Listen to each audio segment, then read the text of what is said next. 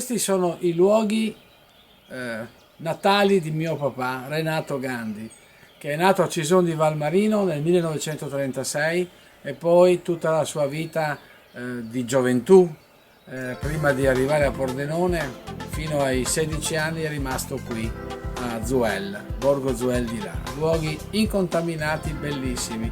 Mio padre prima di morire mi disse: vai, fatti una casetta lassù e da vecchio, da anziano, starai bene.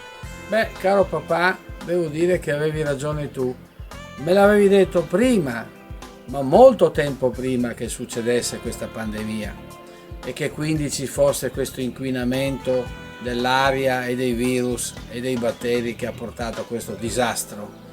E quindi eri stato un po' così un premonitore di quello che sarebbe successo. Certamente, grazie per colpa di questa pandemia, questi luoghi vicini alla nostra montagna, alla pedemontana, alle colline, acquisiscono un valore particolare per la nostra salute.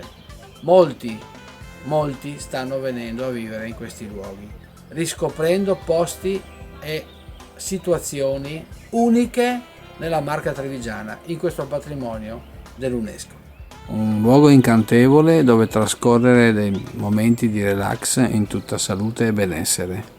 Sì, abbiamo visto le paperette, incontrato anche un gatto tutto nero che poi si è arrabbiato con un cane e lo ha spaventato. È stata buffissima la scena. Il cane voleva giocare con il gatto, ma lui proprio no.